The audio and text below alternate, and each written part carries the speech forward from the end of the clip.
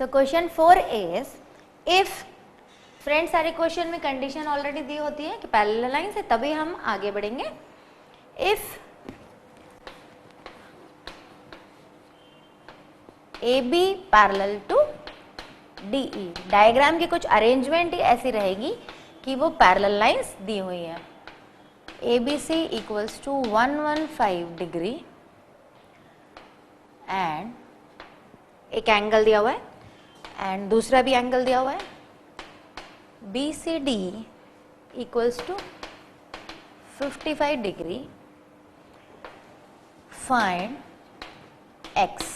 ठीक है, एक एंगल मिसिंग होगा जो हमें फाइंड करना है। डायग्राम है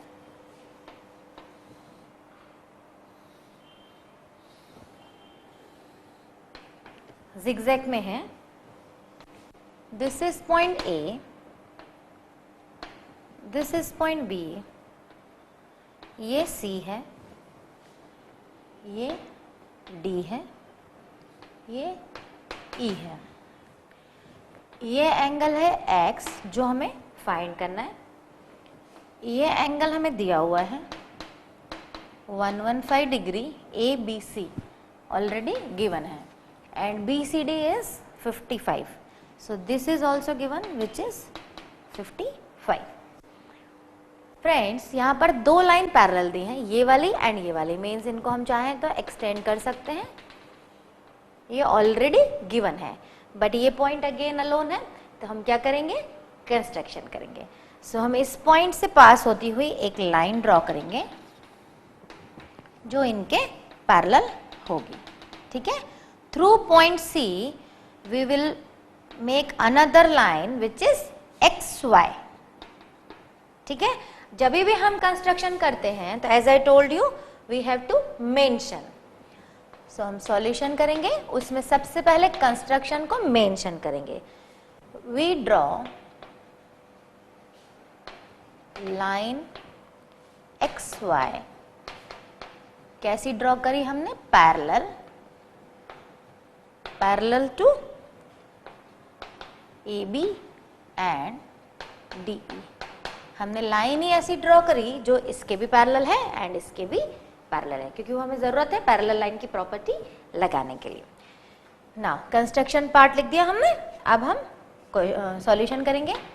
angle X C B plus angle A B C मिलके कितना बन रहा है, 180 degree. X C B and A B C, why 180? Because these line are parallel, this is a transversal, so conjugate interior का सम कितना होता है, 180 डिग्री। तो ये दोनों मिलके कितने होंगे, मैं ग्रीन से बना रही हूं, ये एंड ये मिलके 180 है, तो इसको 180 से माइनस कर देंगे तो ये कितना आ जाएगा, 65। न्यूमेरिक फॉर्म में हमने निकाल लिया बट हम इसको ज्योमेट्रिकल फॉर्म में लिखेंगे। So what we'll write, XCB plus ABC equals to 180 degree. So XCB plus 115 equals to 180. Then XCB equals to 180 minus 115, which is equal to 65. इसको हम एक बॉक्स में ले लेंगे जिससे हमें यूज में आए। ठीक है, ये एंगल कैसे फाइंड किया आपको समझ में आए। यहां पर आप क्या लिखेंगे, consecutive interior, consecutive sum property. आप प्रॉपर प्रॉपर्टी लिखेंगे, I am writing in short.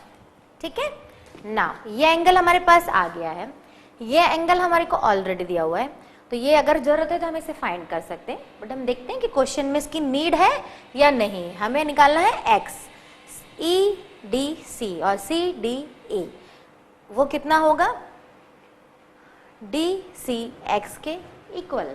क्यों, because these three lines are parallel और ये क्या है, एक ट्रांसवर्सल, इसको मैं एक्सटेंड कर देती हूँ, एंड ये लाइन क्या है आपस में, parallel, so alternate interior angles are equal। तो ये जितना एंगल है उतना ही x होगा। ये कितना है टोटल 65 प्लस 55, यहां से लेके यहां तक का एंगल कितना है 65 प्लस 55, उनका जो भी सम आएगा वो x के इक्वल होगा। सबसे पहले तो हम ट्रांसवर्सल और ये सब लिखें। Line DE and XY are parallel, since line DE and XY are parallel, यहाँ पे आप लिखिए we know that lines DE and XY are parallel and DC is a transversal. DC is a transversal. तभी हम property लगा सकते हैं। सो angle X will be equal to angle XCD और DCX, जो भी आपको लिखना है, एंगल हमेशा बीच में आएगा, ये पक्का है, एंगल DCX। ठीक है, ये कौन सी प्रॉपर्टी से? Alternate interior angles are equal. आप पूरी प्रॉपर्टी यूज करेंगे, ये दोनों आपस में इक्वल होंगे। ठीक है, now angle X equals to DCX किससे मिलके बना है? Angle XCD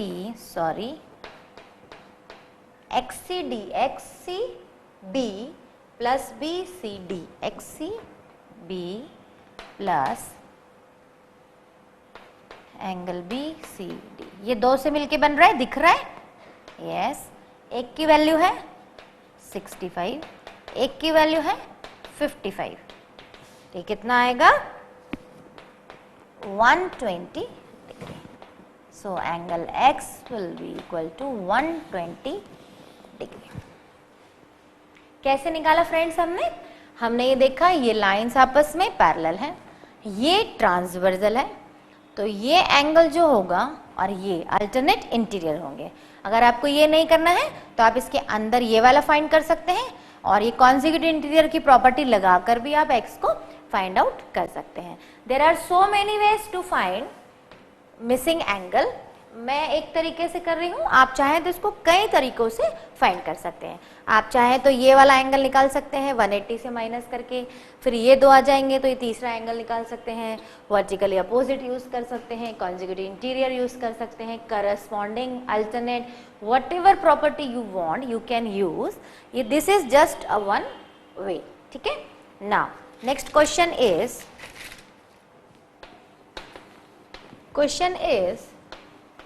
if AB parallel to CD and EF perpendicular to CD and GED, angle GED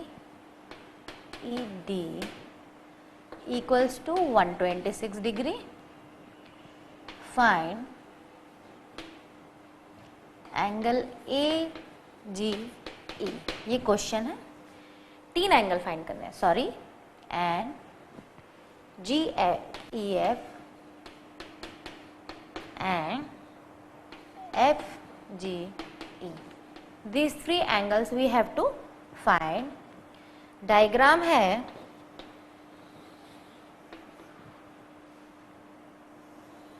perpendicular दिया हुआ है,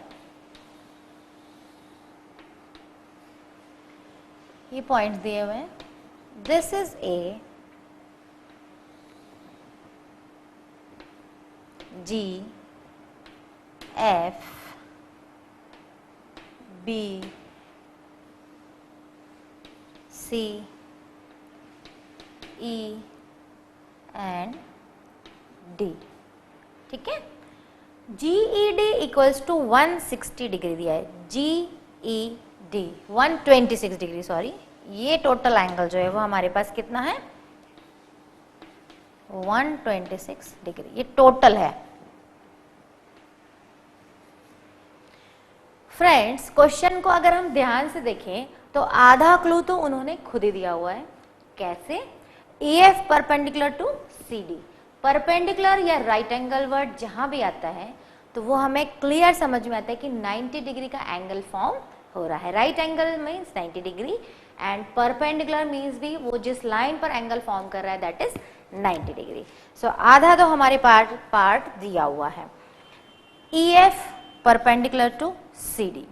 So this is 90, this is 90, this is 90 and this is 90. ये सब angle हमें डायरेक्टली इनडायरेक्टली पता है। ये एंगल कितना हुआ, येलो से मैंने किया हुआ है 90 degree. What is the reason? Because EF is perpendicular on CD. And ये टोटल एंगल जो है वो 126 दिया हुआ है, तो हम ये बचा हुआ एंगल भी फाइंड कर सकते हैं। This is 36 degree.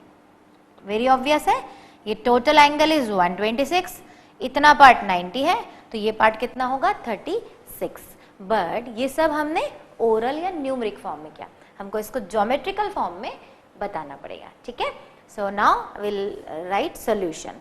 बट आपको क्लियर हुआ कि जैसे ही परपेंडिकुलर वर्ड आया तो हमें अपने आप क्लिक हुआ कि ये स्ट्रेट लाइन है, इसके दोनों तरफ 90 डिग्री के एंगल फॉर्म हो रहे हैं। ठीक है, नाउ सॉल्यूशन।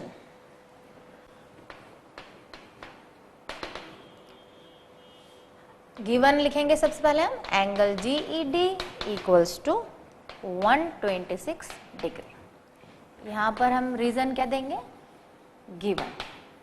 ठीक है, नाउ ये मिल के 126 है तो उसकी नेमिंग लिखेंगे GED की। GED किससे किससे मिलके बन रहा है, GEF प्लस FED, ये दोनों मिलके कितना है 126 डिग्री। ठीक है, यहां पर भी रीजन क्या है, already given. Now GEF plus this is 90 degree. What is the reason behind this? यहाँ पर आप लिखेंगे perpendicular because EF perpendicular to CD, so making right angle. It is making right angle. आप और अच्छे वर्ड्स में लिखेंगे, प्रॉपर्टी जो भी यूज करना है वो पूरी लिखेंगे। ठीक है, तो हमारे पास क्या जाएगा, GEF equals to 126 minus 90 which is 36 degree. इसे हम संभाल के रख लेंगे, हमारे पास एक रिजल्ट आ गया। यहाँ पर हमने नोट डाउन कर दिया, एक रिजल्ट हमारे पास आ गया। नाउ AGE एंड GED, देखिए ये ट्रांसवर्सल है, यस, ये लाइंस पैरेलल है, AB and CD are parallel, given है। So alternate interior property use हो सकती है। This total angle equals to this is which property, alternate interior. सो हम क्या लिखेंगे, angle AGE equals to angle GED are equal by the property of alternate interior angle. And friends एक बार और repeat करूंगी, alternate interior angle क्यों बन रहे हैं, उसका रीजन है these two lines are parallel and this is a transversal. Transversal के एक साइड ये एंड एक साइड ये जो मिलके एंगल बनते हैं, ये क्या कहलाते हैं, अल्टरनेट इंटीरियर, और वो आपस में क्या होते हैं, इक्वल होते हैं। सो पिंक मैं यूज कर रही हूँ, ये जो पिंक वाला इतना पार्ट है विच इज इक्वल टू ये पार्ट, तो ये भी कितना हो जाएगा 126 डिग्री। ठीक है, अब ये हमारे पास 126 डिग्री आ चुका है, ये पता चल गया है, ये पता चल गया। अब हम ये वाला पता करेंगे EGF क्योंकि हमें निकालना है EGF। ठीक है, थर्ड वन दोस्तों, ये 126 है, ये टोटल क्या बना रहा है, स्ट्रेट एंगल। सो हम 180 से इसको माइनस कर देंगे तो क्या आ जाएगा हमारे पास, ये वाला पार्ट। ठीक है, क्योंकि ये पूरा हाफ सर्कल बना रहा है, हाफ सेमी सर्कल, क्या कहलाता है ये, स्ट्रेट एंगल। ये 126 है तो ये कितना हो जाएगा 54। बट इसको हम ज्योमेट्रिकल फॉर्म में लिखेंगे तो हम क्या लिखेंगे, angle AGE plus AGE plus FGE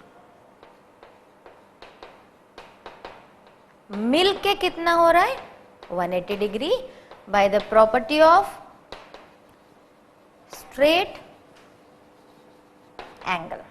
उसमें से हमें AGE पता है 126 डिग्री, सो हम FGE फाइंड कर लेंगे।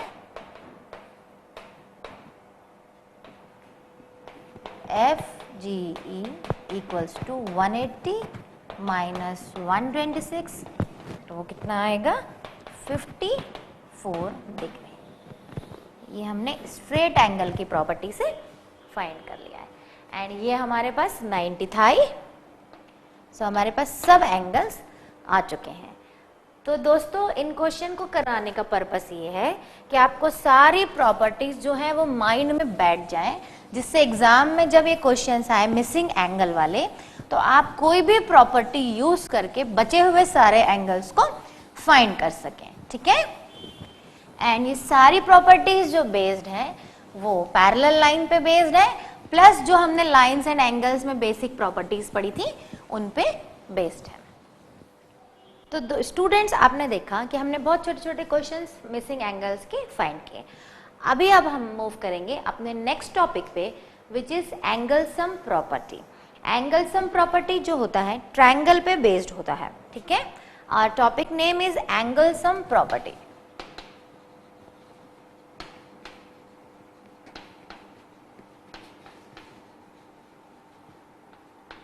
उससे पहले मैं आपको छोटा सा ब्रीफ देना चाहूंगी।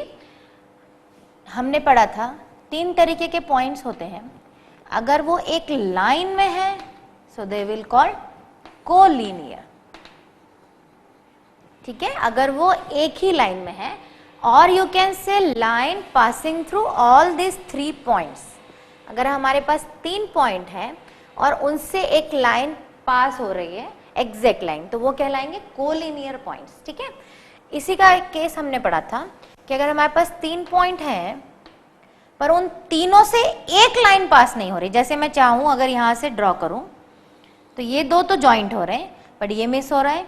अगर मैं इसको भी ज्वाइन करना चाहूं एंड इसको भी ज्वाइन करना चाहूं तो ये 3 लाइन यूज हुई। ठीक है। ये एक लाइन से तीनों पॉइंट पास नहीं हुए, हमको अलग अलग 3 लाइन से उनको जोड़ना पड़ा। तो this kind of points are called non collinear points and this figure is called triangle. ठीक है। सो ये पॉइंट्स जो होंगे क्या कहलाएंगे, नॉन कोलिनियर पॉइंट्स। ये collinear points and this figure is called triangle. क्योंकि एंगल सम प्रॉपर्टी को पढ़ने के लिए हमें पहले ही पता होना चाहिए कि ट्रायंगल क्या होता है। ट्रायंगल का सिंबल हम जो यूज करेंगे वो ये होगा। कहीं भी हम इस सिंबल को यूज करते हैं तो मतलब ट्रायंगल वर्ड उसकी जगह रिप्लेस हो सकता है। 3 नॉन कोलिनियर पॉइंट से मिलके जो फिगर बनता है वो कहलाता है ट्रायंगल। ट्रायंगल की 3 लाइंस होती हैं एंड ट्रायंगल के 3 वर्टेक्स होते हैं। ये जो पॉइंट है मैं नाम दे देती हूँ उसे ABC। So in this case our triangle is ABC। अगर हम साइड्स की बात करें तो we have 3 sides AB, BC and CA। ठीक है। एंड अगर हम इसमें वर्टेक्स बोले तो वो होगा A, B, C। वर्टेक्स एक नया वर्ड है जो नॉर्मल पॉइंट ही है, पॉइंट को ही वर्टेक्स बोलते हैं। ट्रायंगल की लैंग्वेज में अगर हम बात कर रहे हैं तो ट्रायंगल हैज 3 वर्टेक्स, जो 3 पॉइंट है वही वर्टेक्स कहलाएंगे। And triangle has 3 sides AB, BC and CA। And also triangle has 3 angles. Triangle has 3 angles. कौन कौन से एंगल होंगे, एक ये एंड एक ये। तो हम इनको नाम दें। एक एंगल होगा ABC मतलब B, एक एंगल होगा BAC मीन्स A एंड एक एंगल होगा ACB। जो भी एंगल हम बोलना चाहें वो हमेशा बीच में आना चाहिए। लाइक मेरे को C की बात कर रही है तो मैं ACB या BCA दोनों का मीनिंग सेम है। बीच में सी आना चाहिए। अगर मैं ए एंगल की बात कर रही हूँ तो A should be in between these two alphabets, and B की बात कर रही हूँ तो B should come in between these two alphabets. तो ट्रायंगल जो होता है 3 नॉन कोलिनियर पॉइंट से मिलकर जो फिगर ड्रॉ होता है that is called triangle. Plus triangle की 3 साइड्स होती हैं, 3 वर्टेक्स होते हैं एंड 3 एंगल होते हैं। पहले हमें ये पता होना चाहिए, तभी हम एंगल सम प्रॉपर्टी को समझ सकते हैं। साथ में हमें अपने पुरानी सारी चीजों को रिकॉल रखना है। पैरेलल लाइन अगर है तो पैरेलल लाइन है तो इंटीरियर एंगल होंगे, अल्टरनेट इंटीरियर एंगल होंगे, करस्पॉन्डिंग एंगल हो सकते हैं, वर्टिकली अपोजिट एंगल हो सकते हैं, कहीं पर भी स्ट्रेट एंगल और लीनियर एंगल की लीनियर पेयर की प्रॉपर्टी यूज हो सकती है। ठीक है, तभी हम एंगल सम प्रॉपर्टी को समझ पाएंगे। So now I will start angle sum property. इसमें सबसे पहले जो थ्योरम है, ट्रायंगल के तीनों एंगल का सम जो होता है 180 डिग्री होता है। Means they are saying angle A plus B A B C plus B A C plus A C B equals to 180 degree. But हम कैसे मान लें कि एंगल का सम, तीनों एंगल का सम 180 डिग्री होता है? ये वाले, ये 1 है, ये 2 है, ये 3 है। So they are saying angle 1 plus angle 2 plus angle 3 equals to 180 degree. Without proof हम कुछ भी एक्सेप्ट नहीं कर सकते। So we will prove this theorem that the sum of 3 angles are always equal to 180 degree. Fine. So our theorem is